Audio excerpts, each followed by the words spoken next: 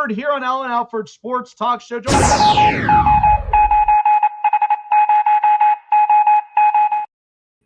You had the pleasure of going there and seeing the red carpet of the opening. The team is now official. What was that event like? Because I'm sure a lot of people look, I've been to Florida. I've been to Jacksonville and Miami before. I've yet to make Orlando, but I've heard some good things about Orlando. And I know with, the Predators, for as long as they've been in the Arena Football League, I think this could definitely work out for them. And obviously the Orlando Magic. How can you not get excited about basketball season? So now you got the Storm. How what's the excitement level like right now for a lot of the Orlandoans out there in Florida? It's fantastic. It really is a great time to be a sports fan and to be in Orlando.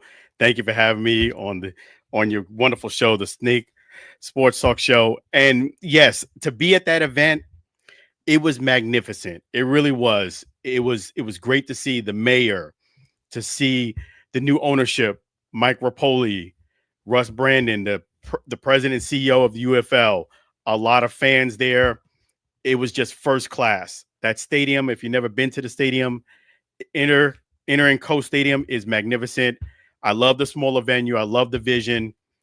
It is a great time for you to be in Orlando. It is even better time for you to go ahead and be Orlando Storm fan. So, you've covered the UFL for quite some time. And one of my big things is, and this is an interesting question. I'm so glad I was able to find somebody that is that close to this league, because I love what the partnership that they're doing.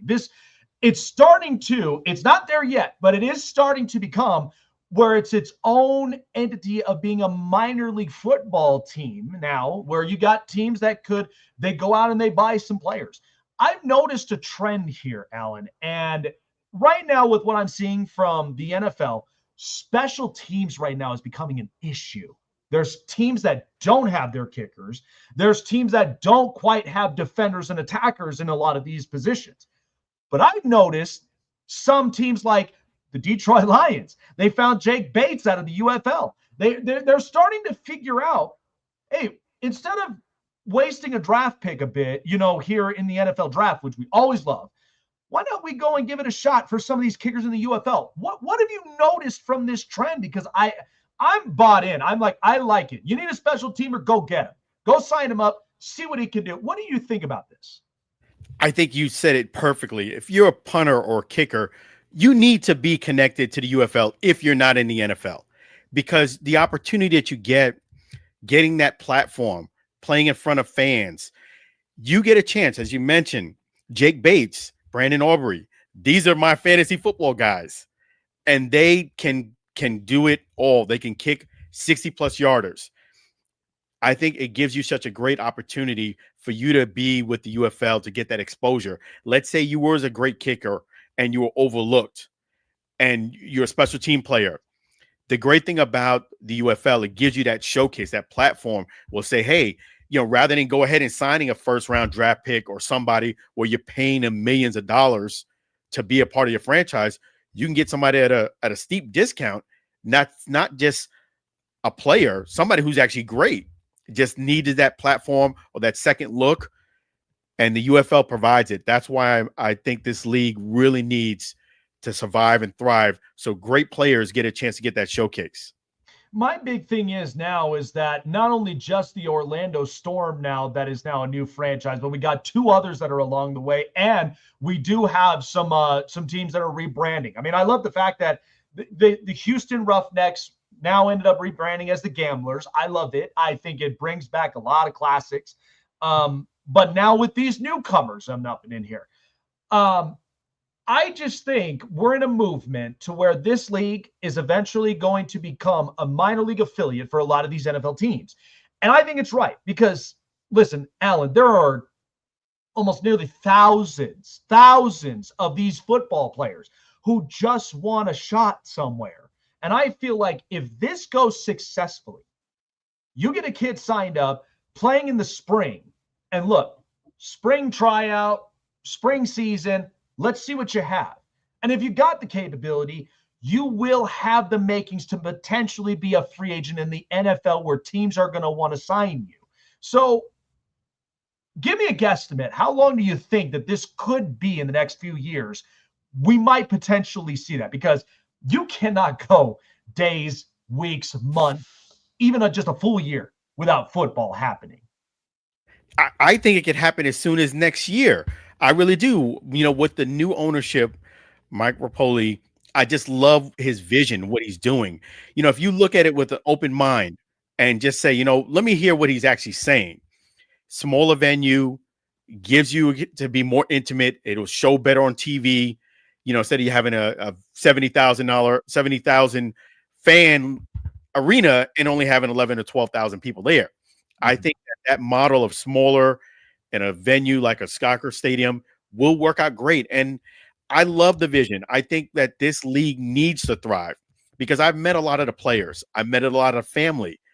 A lot of these players can really ball. It's not like, for example, I'm not going to mention the quarterback's name, but I'll just say that they were a backup. Mm-hmm. I could tell you for a certain fact, there's at least 5 or 6 quarterbacks that were better than that quarterback they had as a backup in the NFL by a long slot, not even close. Yeah. And that's the level of talent you have. You got to give them a chance. Even coaches too.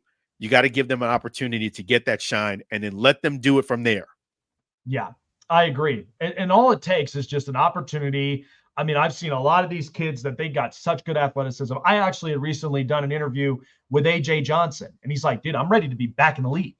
And, I just wanted to have my opportunity. So he's close with the teams, and it's just one phone call away, and then he's got a new job, ready to be ready to play. So let's tap into this. So early on in the program, we were talking about previewing tonight's game, which is the Eagles and Giants. And I'm going to be honest, Alan, I think this is a game tonight that the Giants are going to be catching the Eagles off guard, because the Eagles right now are without Jalen Carter. Their offensive line's a bit banged up, but their offense as a whole, as a unit, is not in sync. They're having trouble passing the ball. Jalen Hurts is like throwing 130 passing yards, and all they're doing is running the ball. My big thing is what I anticipate tonight. I think this front seven for the Giants is going to come out hungry like they did in the week against the Chargers, where offensive line was starting to decimate. They were stopping a bunch of plays, and they were instilling pressure into the quarterback. Is that kind of safe to say? Because I honestly feel like this could be a night that without Jalen Carter, Cam Scatterbo, Jackson Dart, they're going to be utilizing their legs. But I would like to see a little bit more passing up on Jackson Dart. What do you think you might see tonight? I think you're exactly right. I think this can be an opportunity, like a coming out party for Jackson Dart. You have a big game Thursday night. You know that everybody's watching. There's no other NFL football game on tonight. Guys are tuning in. Here is your chance on a big stage to face a team that is, like you said, they're winning, but we're not used to seeing them win like this. Usually you would see them get some more passing yards down the field. They're doing what they need to do to get wins. But I agree with you. They need to stretch the field a little bit more. They need to get the pass. I mean, A.J. Brown really hasn't really done much of anything this year. And it's not that he doesn't want to. He just hasn't had the opportunity. And this is a coming out party for Jackson Dart and the Giants. Here's a statement game. And tonight they have a chance to do it where everybody's watching. So living up in Florida, I mean, lots of stuff are happening. I mean, the Panthers obviously are showing up as back-to-back Stanley Cup champions. I'm glad hockey's back. And then, Tampa, they got a little bit roughy with, trying to remind people, hey, we still run the state of Florida. But either way, it's good when both Florida teams are playing well. But the funny thing was, we saw last week, and I am very surprised about the absolute growth of Baker Mayfield. Like, he is going in comfortable, throwing the ball, not making the type of mistakes, like even in the past. And I know Chase knows this, my co-host, the fact of even in his time in Cleveland, there was a lot of noise, a lot of pressure, but he comes into Tampa after facing adversity, taking, the rest of the year with Sean McVay and the Rams. And now I'm looking at this Baker, and Alan, this is scary to me. This is a team that I did not overlook as hey, this team might actually be scary enough to be Super Bowl appearance, for the NFC. What have you thought about Baker Mayfield? Because to me, I'm seeing a revised, transformed and just a version of him that I'm falling in love with. I am too. And I got to give Baker Mayfield a lot of credit because Baker was literally one step away from being out of the league completely. And he resurrected his career. Now he's the guy in Tampa and he's balling out. He's making it possible for them to win these close games. All of the games that I've called have been coming down to the last drive for them to close it out and win. Baker Mayfield is definitely in the MVP candidate discussion. He's resurrected his career. He's got great weapons now. Definitely, I love what he's doing. The maturation and the maturity has really come around full circle. I can't be more proud of Baker Mayfield and the Bucs and what they're doing. So, final question for you here before we move on. We know that the trade deadline is coming up close, and we know there's been a couple moves. But I'm going to point out one team, and I'll give out my take a little later on in the show. Cleveland, to me, they have made some interesting moves where I feel like 2026, if they can get the quarterback right between Dylan Gabriel and Shedeur Sanders, 2 first-round picks, a late 5th rounder they got from Cincinnati, that's not nothing. That is assets to where they can reload, fix the offense. Petonio is going to be retiring this year. I feel like Cleveland is sneaky with some of these trades and the business they're doing that I feel like next year I would be afraid if I'm the AFC North of what this team may look like next year. No, I agree. I love what they're doing. They're making some great moves. Ultimately, I'm going to say it here. I think Shedeur is going to be the guy. I think he's kind of in the weeds. They're kind of hating on him a little bit. But the good thing about it is I believe when he gets that opportunity, he's going to shine bright, and he knows he has to shine because of all of the setbacks. I just think he needs to be patient and learn and fix those things that some of the complaints have been about. But I do think Shedeur Sanders is going to get his chance. He's going to run with it. The Browns are going to be something special when he gets going. Yeah, man. Oh, you got 2 novels, UFL analyst, and you got your own sports talk show, which I absolutely love. Love your takes, man. I'm excited for, tonight's game. I think it's going to be interesting, but I'm even more excited for what this weekend is. I put a point off this record. I said, this is probably the most favorable week for all of us as fans. I feel like when I look at the lines, the matchups, I think this is for the fans this week in week 6. I love what the matchups. I think we're going to get an interesting one, but it should be really good. Alan, appreciate the time here for you. Enjoy the tonight's game, and good luck, especially with a new regime now with the Orlando Storm. This is going to be an interesting UFL season come this up and coming spring, man. But love to see you get close to the action and see exactly what it's all about down in Orlando, man. Appreciate you coming by. Take care of yourself. We'll see you soon. Absolutely. Thank you for having me. Pleasure to be on your show. And I'm going to do the same likewise to have you come on board on my show. Absolutely, man. There you go. Love it. All righty, man. Continue success. Right. Thank you. You as well. All right, so we move from the East Coast down south. Now we're moving into the desert before we end up making it into our stomping grounds of Colorado. So, again, she is very talented. And listen, I give all the best props for a lot of the women in sports and what they're doing, and just very, very educated. I've had the pleasure of having so many people. Nikki Giss, Deb Whitcoss, so many great women in the sports industry. And so joining us to add into that list, Brianna Saparak is joining us here, our sports broadcaster from the great desert of Arizona.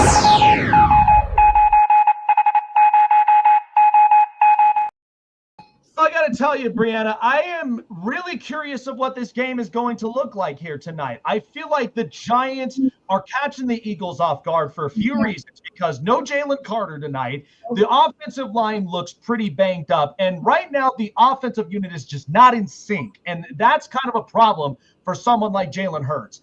And I feel like for the Giants tonight, this is an opportunity where I might see a front seven that could be coming out just like they did against the Chargers. Instill pressures, stop the run, and get the sacks. And I think this is an opportunity where a former Arizona State alumni, Cam Scatabo, is going to be coming up, and he's going to be rushing, getting physical. What should we think about this game here tonight? Some previews here.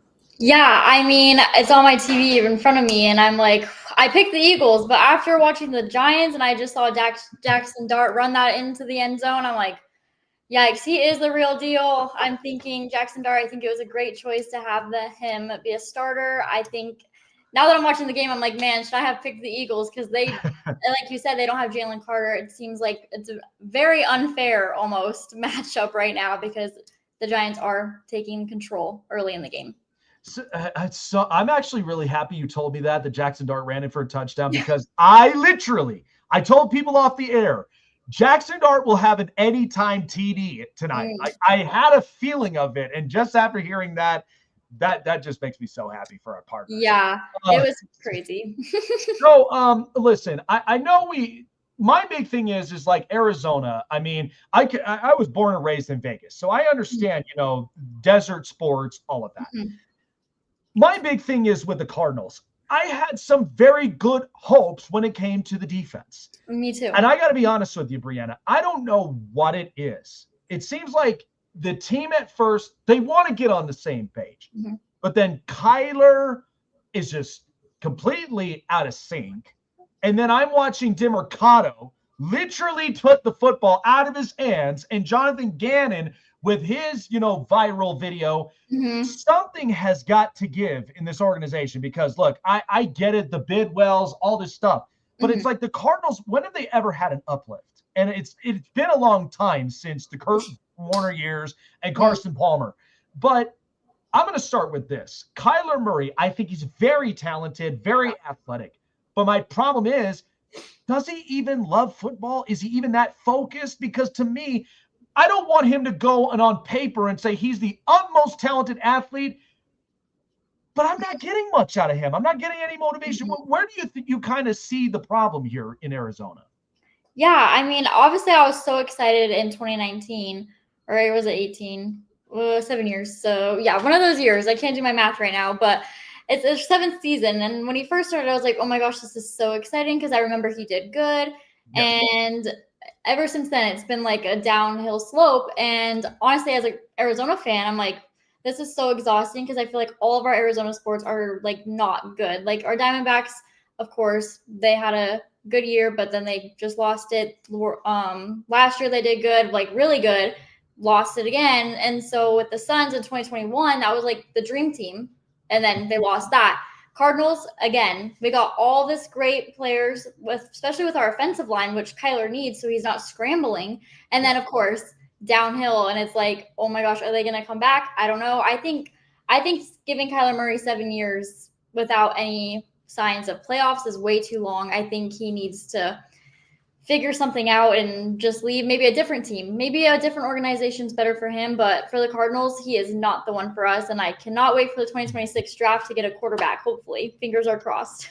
Maybe you might be lucky enough when you get into the, the polls of like a Dante Moore or even a Garrett Nussmeier, or maybe even, I mean, I don't know. I don't see it really with Lenore Sellers. I feel like you kind of experimented this already, and it's like, well, it's not that he's not athletic. It's just I don't think as far as stretching the field may be the answer from here. So my big thing is with Jonathan Gannon is when he took on this job is that, I mean, I've seen the team when they had Steve Wilkes, they had all these other coaches before Gannon got there. I felt like I can see Gannon's identity up and in defense only some of those times. Some of those games where I know that like they'll play well. But after just seeing everything, I've even heard some hearings that players, and I'm a big advocate. I'm not saying I'm an optometrist, but I'm a big advocate of watching body language. When I watch players have just an uplift and then they're just completely out of it, I feel like there is something to the core. I don't know what it is. If you could pinpoint it for me, Brianna, I want to see this team do so good, but it's like the identity, the chemistry in the locker room, and then even up and out of the field. Something is just not right. Is that like more of a coaching aspect, or what do you see?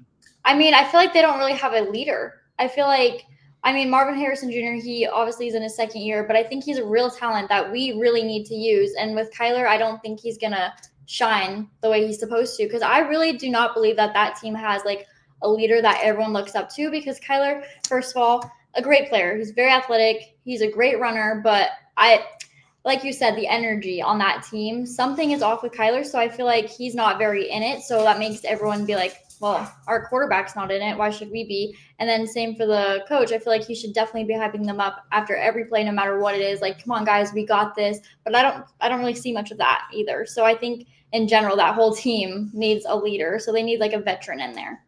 So as a division talk, because I'll be honest, I have been hyping up the NFC West in the last 5 weeks. And I said, this division has been giving me such good football in 5 weeks. I mean, watching the Cardinals, Seahawks. I just watched the Thursday night football game at B-Dubs with the Rams and Niners, where the Niners are so injury decimated. But yeah, Robert Saleh is just that good.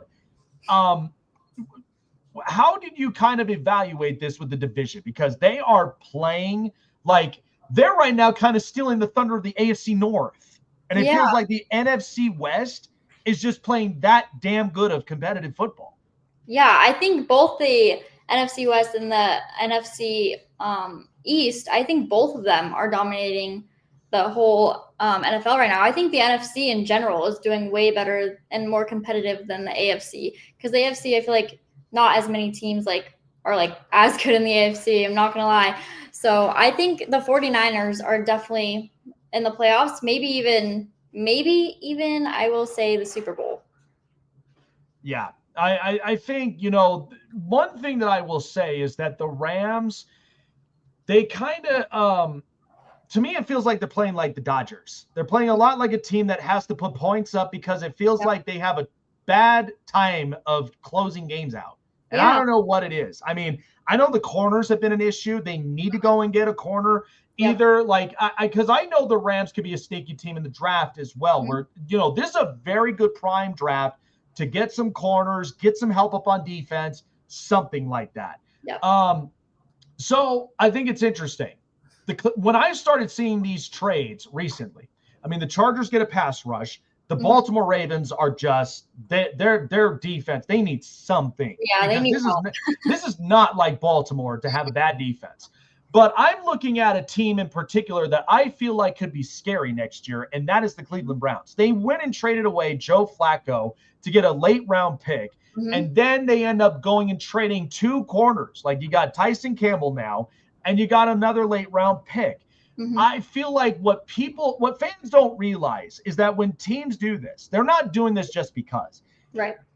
I feel like they're loading up this capital because there's either going to be some sort of trade involved, or there's probably going to be some late rounders in this draft that I feel like are going to be hitting gems that are going to be really, really nice to watch. And I knew Greg Newsome, once he was gone, I called it. I'm like, he's going to go to a team that's going to give him a contract at some point.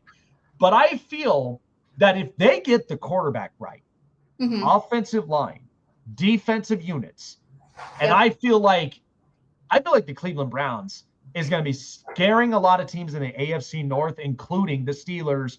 And the Bengals are just a mess. But even for the Ravens, like, what did you think of this with Cleveland? Because to me, I'm like, this team's going to scare the hell out of me next year. Yeah, I mean, they have 2 great quarterbacks right now, Dylan Gabriel and Shedeur Sanders, but we haven't seen him play necessarily yet. But, I mean, they have time to play him still because they always rotate through their quarterbacks. But I completely agree. I think next season it's definitely going to be a team to look out for because they are going to do good. And the Ravens, I don't know if they're going to do good next year. Maybe they'll get their stuff together, and maybe they'll even scare the Ravens. But it's only time will tell with the Ravens, I guess, because they definitely need some help over there. Yeah.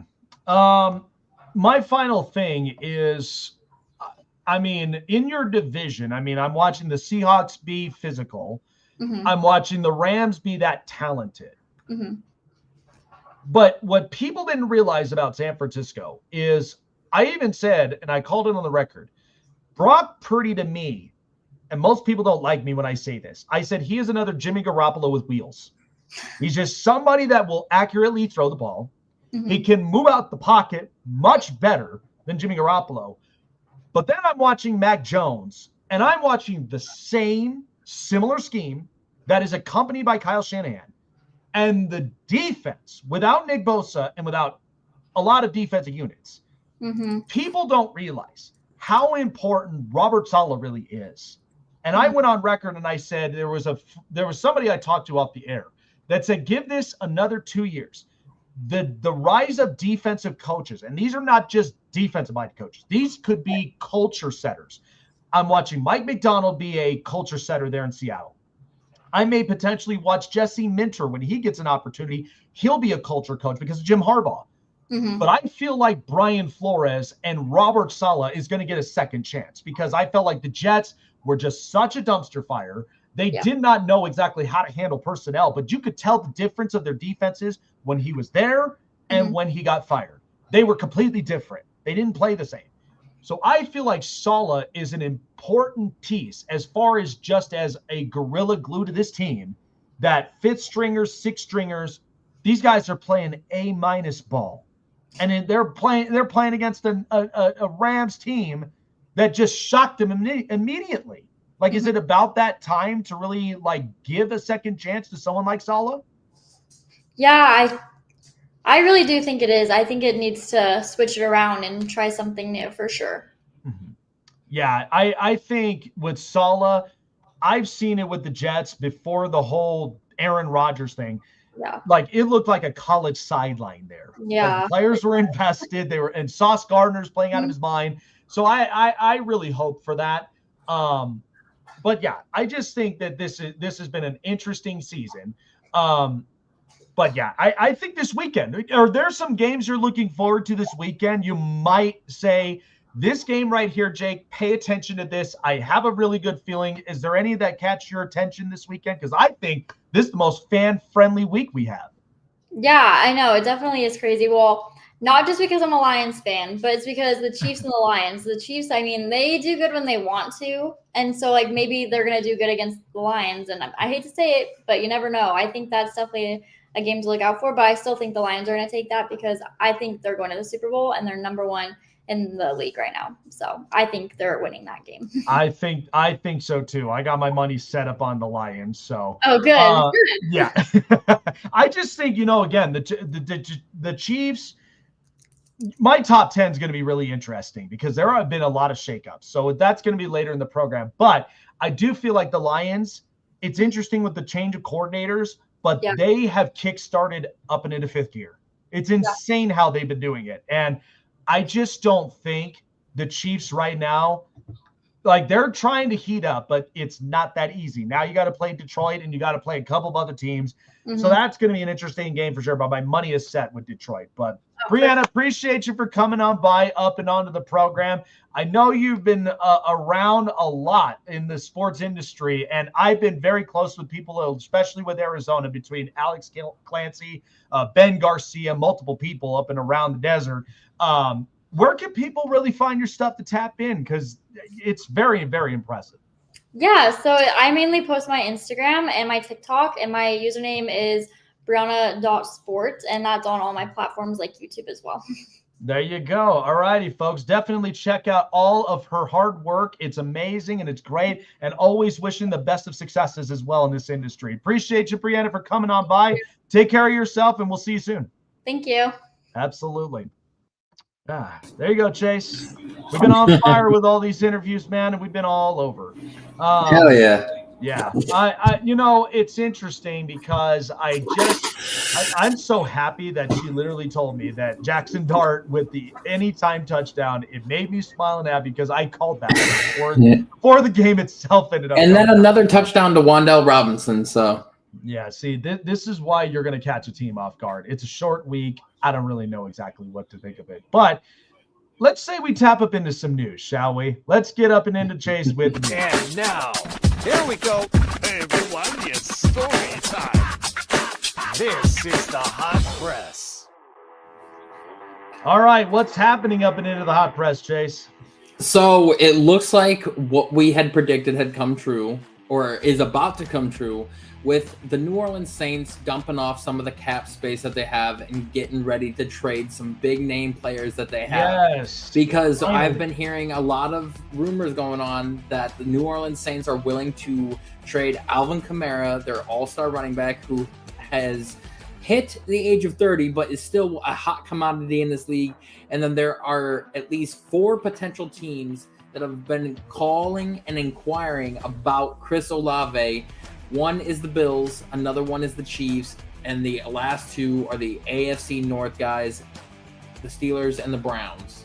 So I'll tell you what, and it's funny because I was actually commenting. I had to get a piece of my mind with a fellow fan that, like, when the post came out about Alvin Kamara, I mentioned the Chargers would be involved for a few reasons. Because here's the thing, they need offensive line help, and I'm sorry, but Bradley Bozeman is not doing it for me. And so I feel like they could potentially put in a package deal. And listen to this offer.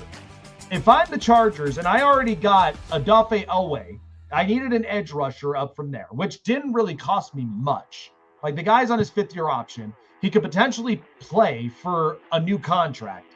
And, you know, Alohi Gilman had some good stuff, but I think the Ravens will probably get the best of him. He's a physical safety. He's somebody that could really be there next to Kyle Hamilton.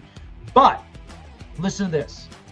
You put in Alvin Kamara, and you put in Eric McCoy, one of their best centers, and you get a first round, a late round pick swap, and maybe one of the O-linemen. Because you're going to need to build that O-line one way or the other, because the defensive contracts it's atrocious. Cam Jordan and Demario Davis. And I just know that you can get an O-lineman right there up and into the first round. So that's why I'm like, a first round pickup from there, that's about the equal value that you will be getting for someone like Eric McCoy. Now, when it comes to Alvin Kamara, Kamara's basically right there in his 30s. So you're only going to get as much of the work value altogether. That's why throwing an O-lineman in a late round pick swap, I think, could be ideally fit. Like, is that fair? Or maybe do you think that if you're the Saints, you're going to be wanting more? Yeah, I mean, it's going to be interesting because the past 3 drafts, they've drafted offensive linemen. They drafted Peter Skoronski, thinking that he was going to be, the offensive tackle of the future. And but that now he's Penning kid. Yeah. Trevor Penning was the guy, not Skoronski. Trevor Penning is at guard now rather than tackle. And you got Cesar Ruiz. And then they got Fuaga, out of Oklahoma State.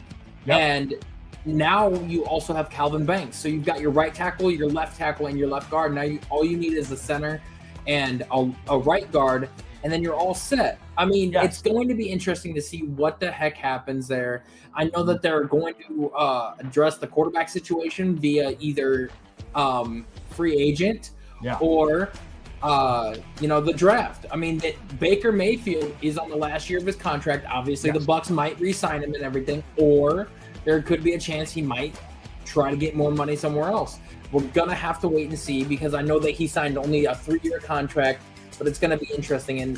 I think that having Chris Olave go to Cleveland would fill a desperate wide receiver need that we have been looking for a long time. I think it is interesting because, I mean, you still got Rashid Shaheed. You can get another receiver, but you got to figure out that quarterback spot. And I think that's one of the parts I think Kellen Moore, he knows going into this was going to be difficult. But, should be interesting. But that's why I feel like that alone, because you've already drafted, an offensive line, you can get more depth. What's wrong with getting more depth? That's why, you can get a center in this draft, where I feel like O-line help is always a man's best friend when you think about it when building an offense. Now, let's move on to the Cleveland Browns. I mean, obviously they have made moves, trading Joe Flacco and a 6th-round pick to the Bengals for a 5th-round pick this year, trading Greg Newsome for Tyson Campbell and a 7th-round pick. I do think that there is something in the works. I know that they have been talking to the Seahawks about possibly getting Tariq Woolen, and I know that Andrew Berry wants to build this defense even more, so that way he doesn't have to focus on the defensive side of the ball when it comes draft time. He can just focus on building the offensive line, making it younger, getting more picks, and then potentially having Shedeur Sanders as the future franchise quarterback. But what I've been hearing around Cleveland lately is that a lot of the players are starting to get frustrated with Kevin Stefanski and the way that he's handling things, including in-game situations and the way that he's handling personnel and players. And it does sound like if he does not get his act together within the next 3 games, we could see a potential mid-season firing of Kevin Stefanski. which is just unfortunate because I do love Kevin Stefanski, but I also do know that, I mean, this whole season, we knew it was going to be interesting right out of the gate because defensively, this is a hardcore unit. That's why, like, I called it Greg Newsome was going to move somewhere because he's going to want a contract. That's the thing. When you're playing on a fifth-year option and you get traded somewhere, you're playing for potentially a contract, whether it is with that team or it could be somewhere else. But the thing is, I mean, Jacksonville, we said this months ago when they ended up making that deal to where they moved up, they got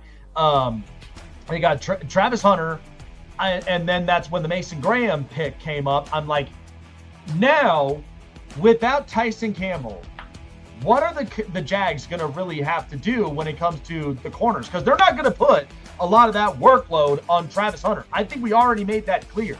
Like, I think as a receiver, it really can help someone like Trevor Lawrence. But I just am like, even after I watched the game where they beat the Chiefs, it's hard for me to trust the Jacksonville team where I'm watching Trevor Lawrence literally do a barrel roll and then scoring for the touchdown because Chris Jones apparently looked like a deer caught in the headlights just standing there. And I'm like, what the hell's going on? And every week, this is 5 straight weeks, Chase, that's Trevor Lawrence has thrown a pick 5 straight weeks. I cannot bank on that for a team. Like, eventually that starts to crawl back up, and it's really going to bite you in the you-know-what the next couple of weeks when you're facing a team that's very good on defense. I'll tell you one thing, though. Liam Cohen has gotten Trevor to look pretty decent in the air, for the team right now. He's 4-1. He's gotten the offense looking good and getting better and everything.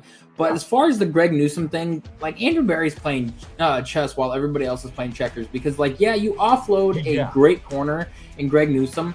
But the thing is, he realizes he still has Martin Emerson on his rookie contract for another 2 years.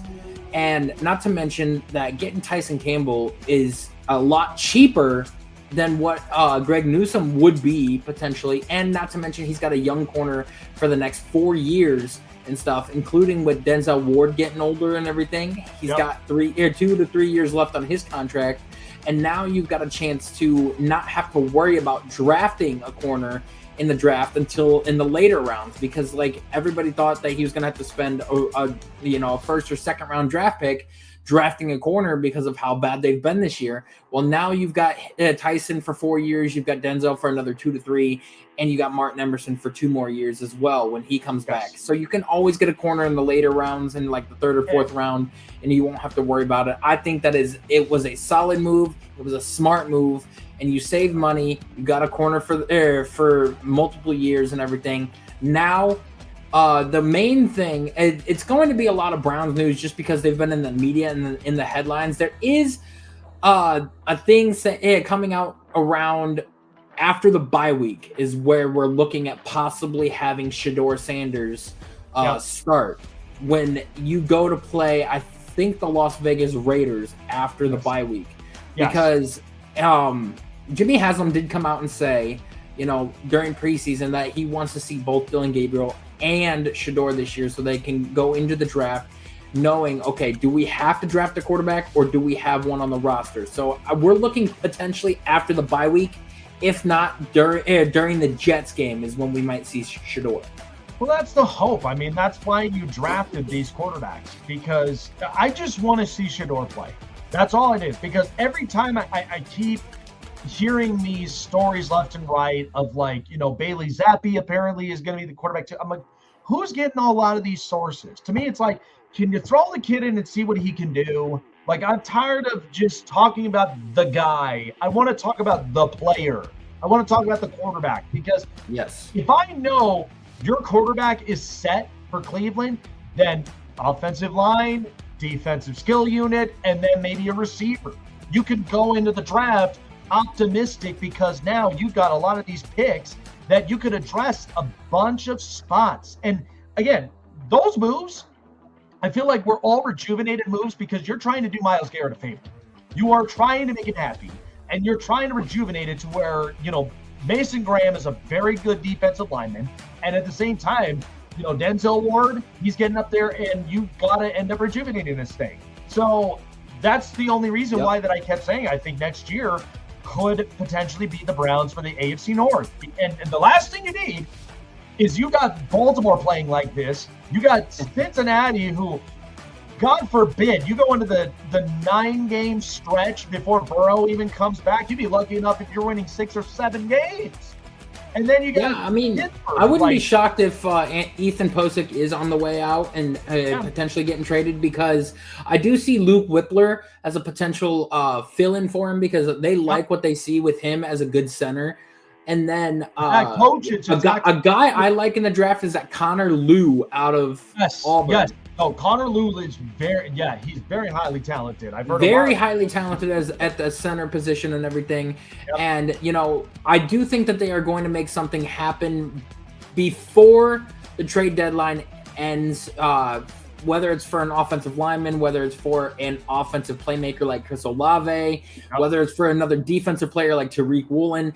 I do see something happening in the next few weeks with Cleveland and everything, because I do know that the 3 biggest needs that they have right now is safety, wide receiver, and offensive line. And I do see them going into this draft next year with probably getting Spencer Fano out of Utah, because he is a highly talented left or right tackle. He can play either or, and his pass rushing, or like his run blocking grade at 100%.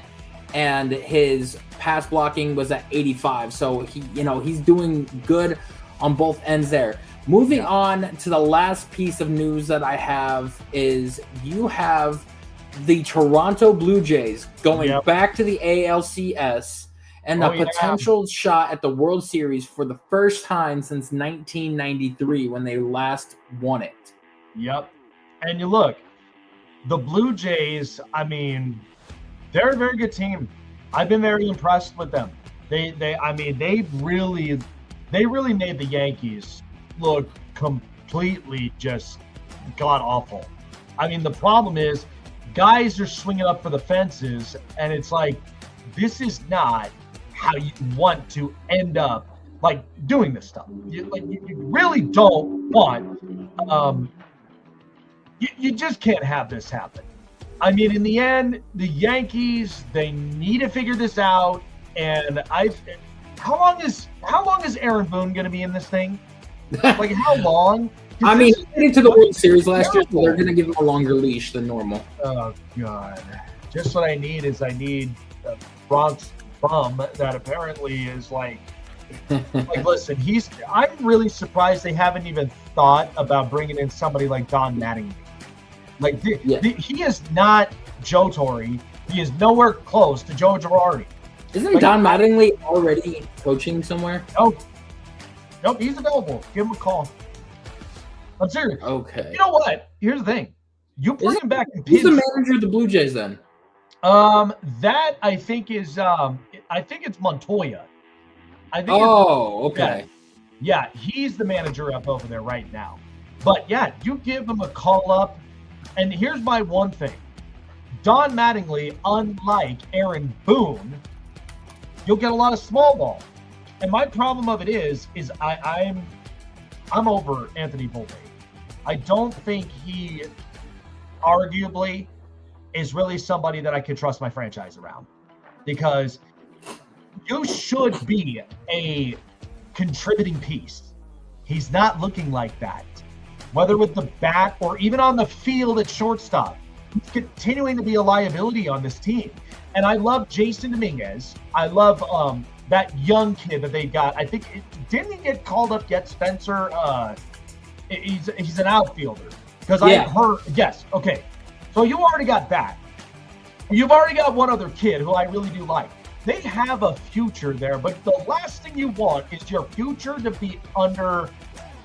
You want, like, the last thing you want is your future being in danger because of just this.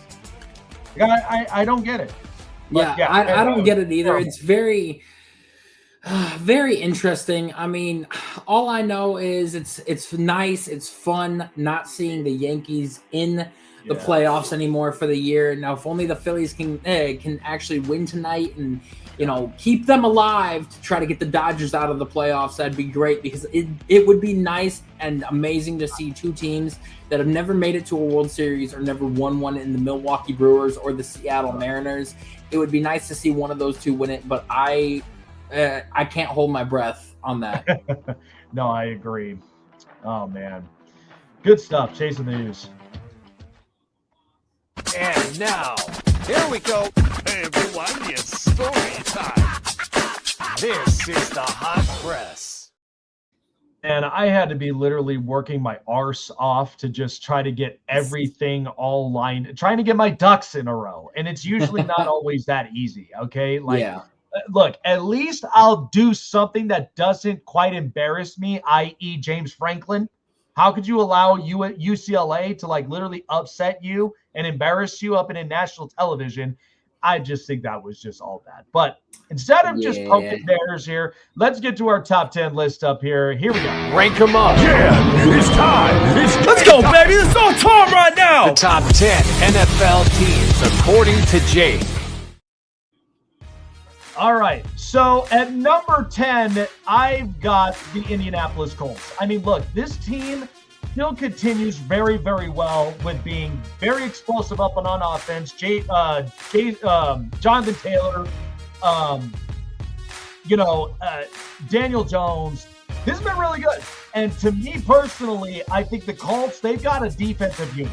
Just because they ended up losing Xavier Howard wasn't quite, it wasn't quite a big loss. They were able to go and get another corner. So they're kind of just holding on. But this Colts team is just talented, very good. Love the physicality.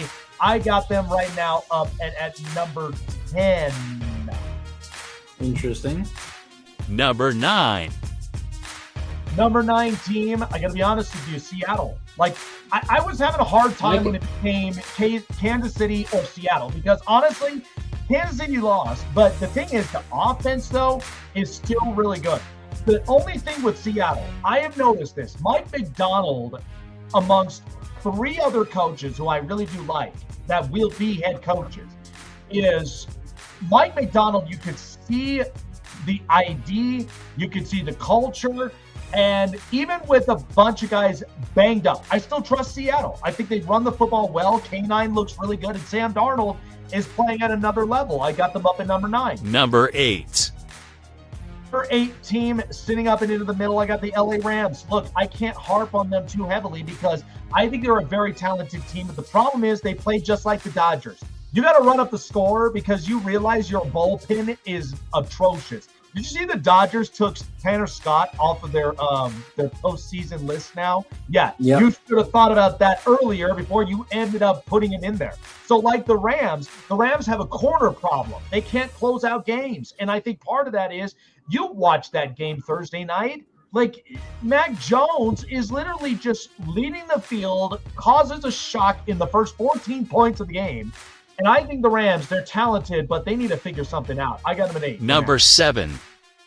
Number 7 team is the team that beat them in front of them, and that's the San Francisco 49ers. I don't care what anybody says. But here's the thing.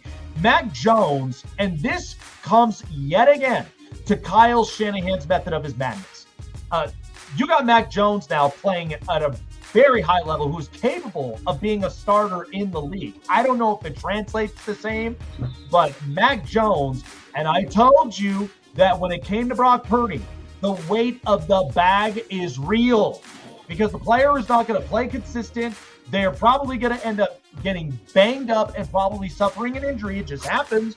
And at this point, San Francisco, listen, give it up to Robert Saleh. That defense is just tremendous without Nick Bosa. So you can't tell me otherwise that this defense, this is why coordinators are important. I love Saleh. I think he gets another coaching gig. He should. And I got them up at 7. Number 6. Number 6, this is a team that I think truthfully, the Green Bay Packers, they are coming off of a bye. So right now, I'm hoping that Green Bay figures out some of their offensive woes because I felt like the first couple games, it seemed like defensively they were on high energy. And even with Micah Parsons, they got well rested. It's going to be a longer stretch season throughout this, but I do trust Green Bay with their personnel. I just think that if Jordan Love can limit some things and you get Josh Jacobs in the run game going, I think you also do have Christian Watson coming up back. And hopefully, I mean, you're not going to get Jaden Reed back anytime soon. So you now have to work with what God. But I still trust Green Bay up at this. I got him at 6. Number 5. All right, the number 5 team, you'd be surprised a bit. It's the Philadelphia Eagles. After all that, and right now, with the Giants, yeah, they're probably not going to be up and into this top 10 for very long. They'll probably be on the outside looking in. Listen, Philadelphia is having an offensive identity crisis because they can't pass the ball well. A.J. Brown is chirping, and at the same time, even with running the football, they're not in sync. And I think we all predicted that. When Kellen Moore left, and even when you had Shane Steichen, these two rock star offensive coordinators are gone. Now you have this one who particularly I'm assuming was in-house. This ain't working for Philly. And Jalen Hurts, he is the calm before the storm. But this is not going to work very well. I mean, when you have him passing for 130 passing yards, he's not a pure pocket thrower. I think we all agreed to that. We all know that he's very mobile and he's an improviser. But at the same time, you got to throw. You got to throw in some of these spots. I think Denver was the prime example. That was just defense purely at its best. So I got Philly at 5. Number 4. Number 4, I think it's interesting. I got the Denver Broncos. So here's my listen, I love that defense because one of my biggest things, they didn't even have Drake Greenlaw in the field, but Zach Allen, Jonathan Cooper, Nick Benito. You know this team right now. You have the 3-2 Broncos in your top 4? Yes, rather than the 4-1 Colts. Here's my thing. Here's my thing, Chase. Defensively, they lead the league in sacks between Nick Benito and Jonathan Cooper. That whole pass rush is unbelievable. Nick Benito is beast. And the other thing is the corners and the safeties right now, like that is such a crazy unit that Sean Payton has put together. Now, again, people will question about Bo Nix, but my big thing is that Sean Payton, J.K. Dobbins has been running the football efficiently well. And even with that, Cortland Sutton, I can get some catches from. Marvin Mims will show up here and there. But I do think that in an offensive unit, like there are still some adjustments to be made. But that defense, Chase, I'm telling you, you cannot like just swipe or scroll away without even looking at how that defense is just acquiring pressures and sacks. I got him at 4. Number 3. Still just crazy though, because like you have a team that so now here's the other thing and lost to a top 10 team like the Colts. But you know what though, you beat a top 10 team. You beat a top 10 team in the Broncos Eagles at 4. Yeah, well, here's the thing: you beat the Eagles. Like you may have lost to a Colts team that was in the top 10. Now you beat a team that was in the top 10. So here we go. The Buffalo Bills. Here's the thing: I still have them at least with the top team because I love Josh Allen in the offense. Defensively, I mean, when you watch that game against New England, did Drake May look good or what? And that was the one thing I think Buffalo, I could not sell myself into Buffalo being that number 1 top team, right? I mean, I know you told me about that, but my thing is that, yeah, the defense, I didn't want to give my hopes up because I knew eventually that defense wasn't quite going to show up as well as you think. So that's why I think the Bills, Josh Allen, I mean, they got a very good unit, but they have to get consistent in a lot of areas. So I got them at 3 for now. Number 2. Number 2, I absolutely love this team at 2, and that's the Tampa Bay Buccaneers. I mean, Baker Mayfield is playing at an MVP caliber level. Like, look, without Jalen McMillan and without Mike Evans and Chris Godwin, Emeka Egbuka is playing at an unbelievable level right now for an Ohio State wide receiving core. Emeka Egbuka, I think when a lot of people realized it, he's a very good possession receiver. He can get open. He can get some space. And I think the chemistry between him and Baker Mayfield is really good. And even without Bucky Irving, like this this Tampa team is really starting to make you believe in Baker. And I think this is Baker's home. Like, I don't see him going anywhere else and just staying in this culture, because this is unbelievable what he's put together right now in Tampa. And even with Todd Bowles as a head coach, like, I think Baker has arrived in a lot of areas to where now he is solidified elite quarterback. I got him at 2. Number 1. Number 1 team, the Detroit Lions. I'm not mad at that. Here's my thing about this. We were questioning about this, Chase. The Lions, we knew as far as a unit and their coordinators, was this going to be the kind of team that is either going to fall flat, or were they going to kick it into 5th gear like they normally have? Chase, this looks like a very good, rejuvenated Lions team. And by the way, everybody, including Colin Cowherd himself, is hyping up Jared Goff, because he's been through 7 coordinators and 6 of them have worked. Now, again, he had the 1 year in his rookie year with Jeff Fisher. And then he goes in and gets Sean McVay, and he's already got a Super Bowl appearance, 2 conference championships. And so I think with Jared Goff, I think he's a well-refined version of himself. The last standing, like, pure pocket thrower, because a lot of these guys are getting mobile. And Jared Goff, here's the thing I give him more credit for. He is the most available quarterback that we have seen in this league. Like, have you seen Jared Goff get injured much? I haven't. He's been so available since he's been up and into the league. Like, I haven't even seen times where he's had an injury or any of that. But this Lions team is kicking it into 5th gear. I think a lot of this is Dan Campbell's culture is very strong. I love what they're doing. I got the Lions at 1. So there you go. Colts, Seahawks, Rams, Niners, Packers, and then Eagles, Broncos, Bills, Bucks, and the Lions. I can't be mad at this. I think the one thing of it is because I think if I had to switch anything, it'd take the Broncos out of the top 5. But other than that, I like the list. Yeah, I think, look, Denver's defense, you can't deny, is arguably so much fun to watch. Like that, especially with the pass rush of Nick Bonito and Jonathan Cooper. That is the 2 guys that is instilling pressures. You got Zach Allen up front. Could you imagine if they had DJ Jones back? Like, you'd be having so much pressure up front.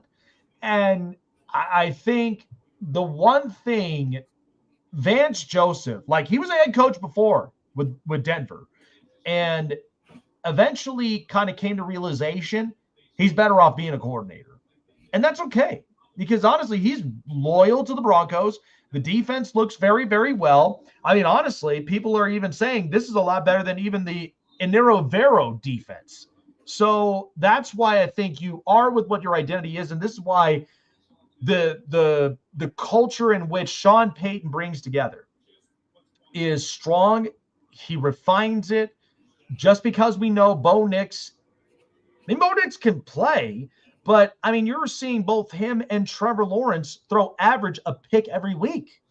And I'm like, when do I start cutting down the mistakes? I get it if it's a pick that's not your fault, but sometimes you don't want to get into bad habits, because then bad habits usually bite you in some weeks. Yeah, that's the one thing. But I think everything else, I mean, look, no Chiefs, no Chargers, not even a couple teams that's even on this list, not even the Ravens.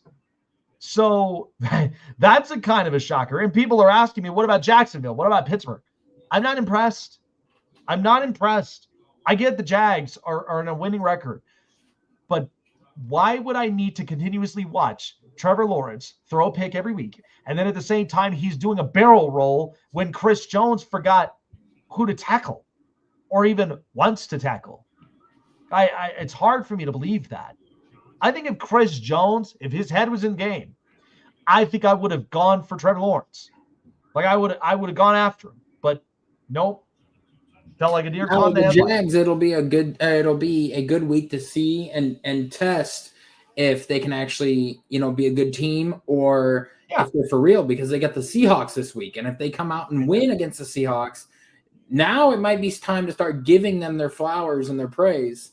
And that's all I want. Like, again, is it bad for me to is it bad for me to rightfully criticize some of these teams because I want to see why you should be an elite team in the top 10? No, Like it's not. that's the thing, is because it's your units, it's your entire coaching staff, and it's what do you do well? That's the one thing that I want to know. Um, so so again, this kind of goes back to my point. I know we talked about it a lot, but people are feeling like, and again, I think you're going to get your wish, Chase, because people don't realize, and even in businesses, when there are certain moves that get made, and we even see this all the time, even with, the NBA trade with Luka, and then even the Rafael Devers trade in Boston, like, people don't realize there's a reason. And so with Cleveland trading away Joe Flacco and Greg Newsome, look at the value they got back. They got a 5th-round pick. They got late-round swaps. And they practically got somebody who, if not has a little more of an edge than the other, in Tyson Campbell. Like, this is no longer Cleveland just doing Cleveland things. I mean, we've been used to this for years. Now I'm starting to see, like, that's why I questioned a lot when it came to Andrew Berry, because only he is going to end up being vocal and telling Jimmy Haslam, listen, I need to acquire capital because we need to do Myles Garrett a favor. We need to rejuvenate and we need to compete. We know you kind of act like a meddling owner and a little bit more incompetent, but listen, the last thing you want to do is you want to jeopardize your future. This is the part where Cleveland, and I'm telling you, Chase, back in 2017, when this team changed its page, you got Myles Garrett, you had taken a chance at Baker Mayfield, you were initially trying to change the culture because that had been a losing culture for God knows how many years. But now you're starting to see the actual front office playing now, playing the cards right. And I feel like next year is going to be scary for the AFC North. I know you smile really hard at that, but I just feel like moves like this are not just done just because. I will believe it when I see it, because after being a Browns fan for so long, you kind of get numb and used to the ways of the old, and you get used to how things are in the NFL when it comes to, like, oh, it's the same old Browns, it's this, it's that.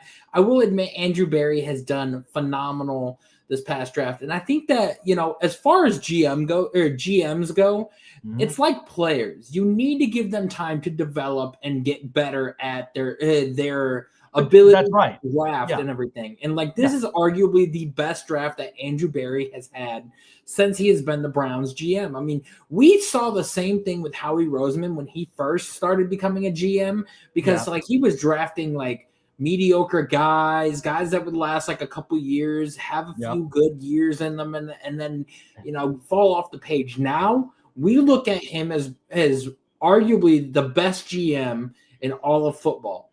And I think Andrew Berry's starting to come into his own. And he I think Andrew Berry, we need this.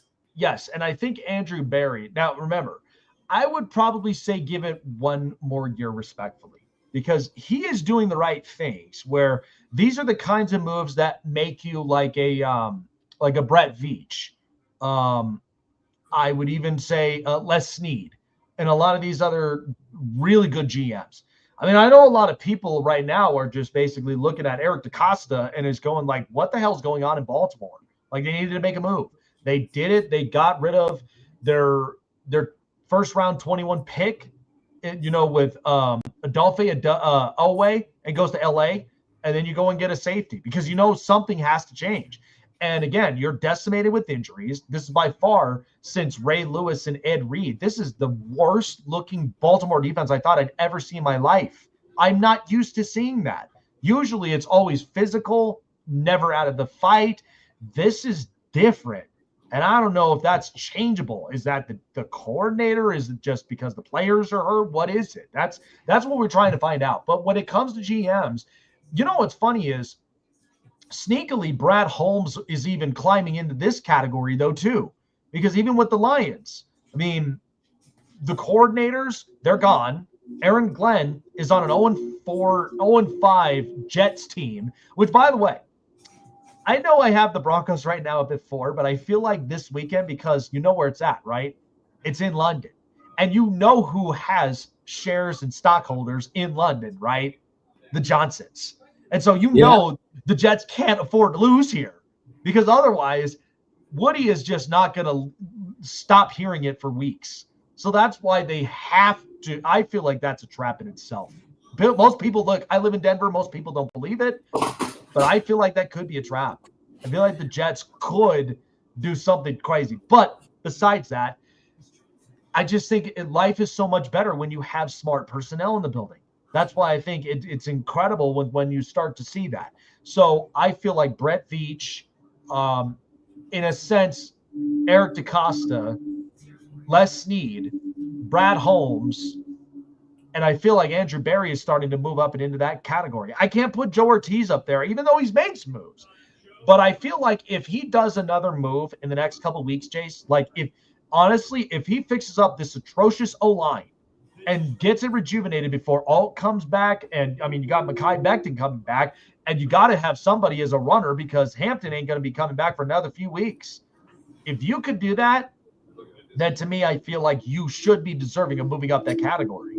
But there are some GMs that tend to just whiff on a lot of stuff. I mean, look at the GM in Arizona. Look at the GM in Carolina. I mean, even though Carolina, I give them some grace. Like, the GM was a former player there, but they just can't shape up the culture. Last thing I want to talk about before all this, college football has been incredible.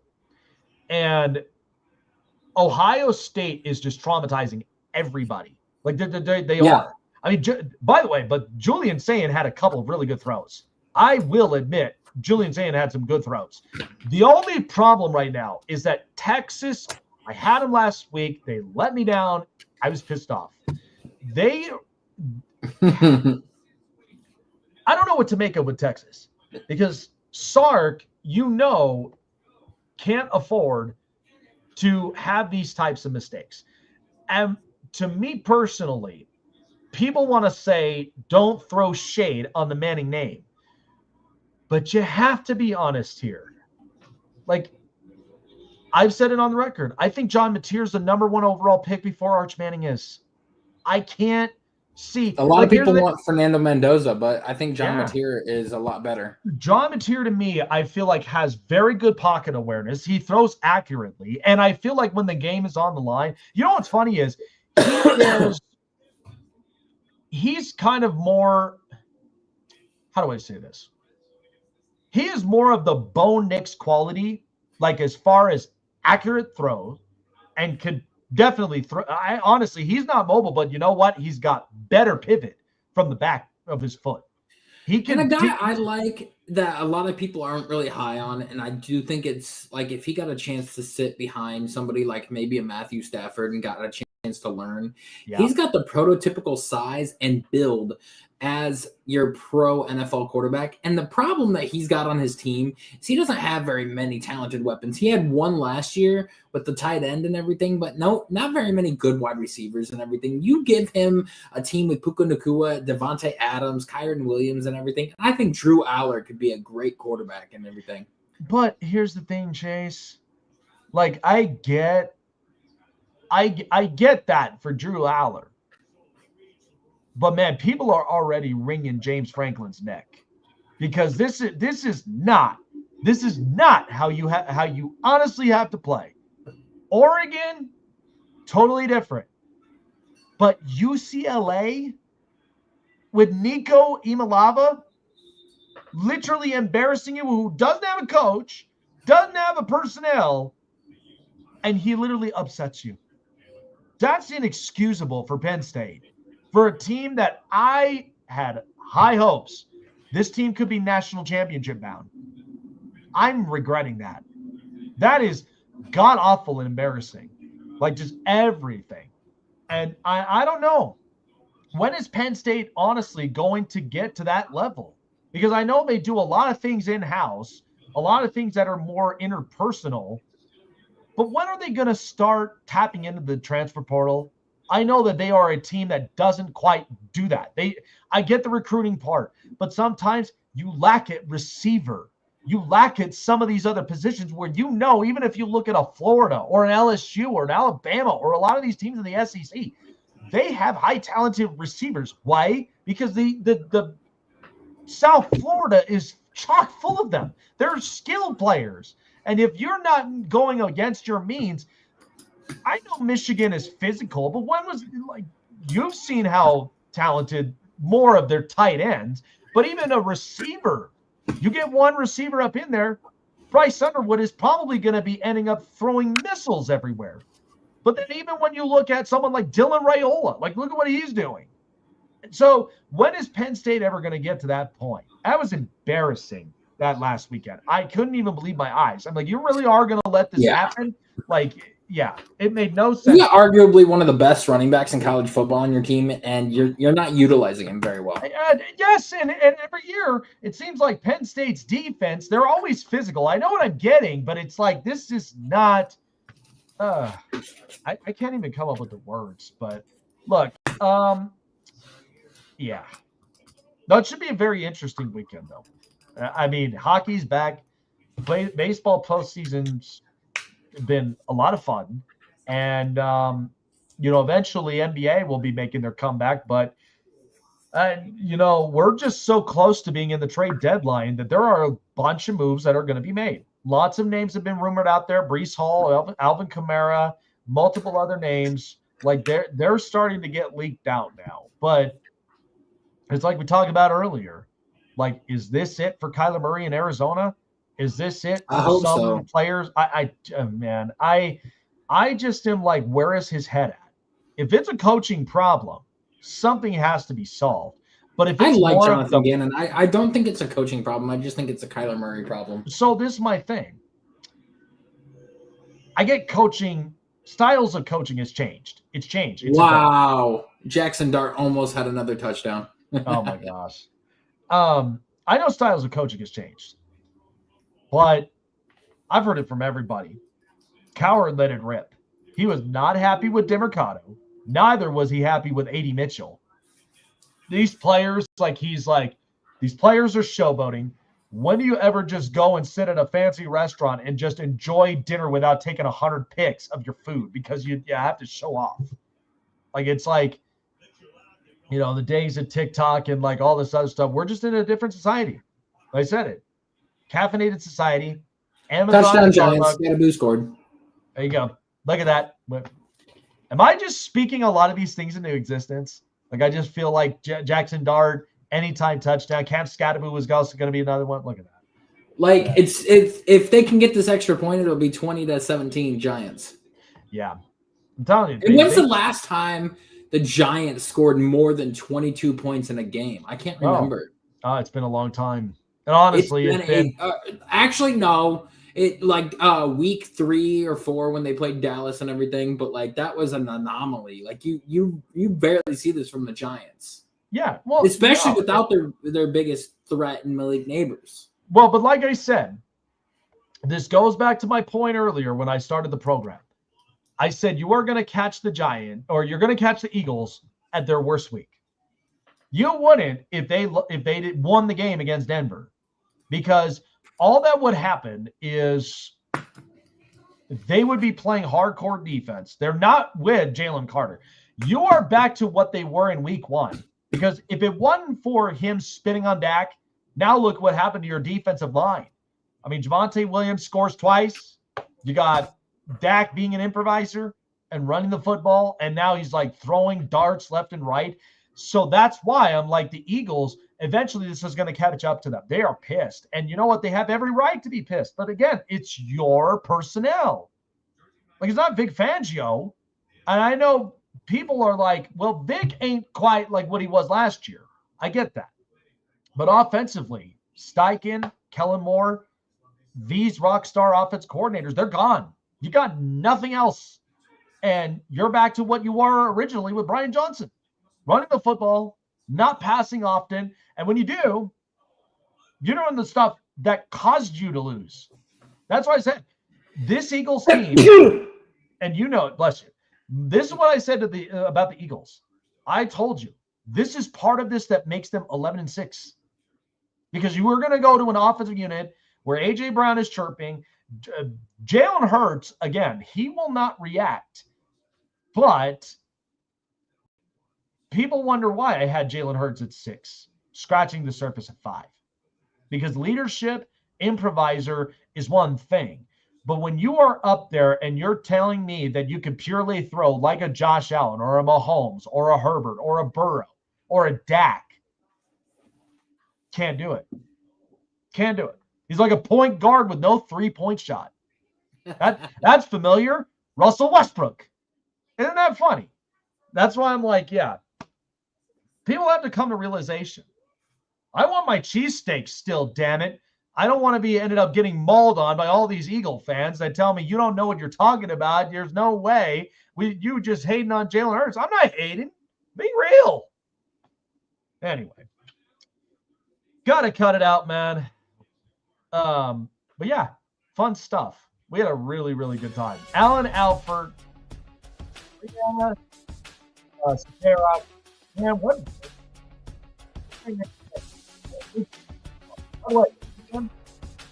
Winter Park. It's gonna be a lot of fun. It'll be a great time with the wifey. Also enjoying some quality time with the kid. I'm loving it, man. Just getting bigger and bigger by day. So appreciate everybody for joining on here, up and onto the show with Chase myself. Have a great night, and we'll see you guys next week here on the Sake Sports Talk Show. Take care, everyone.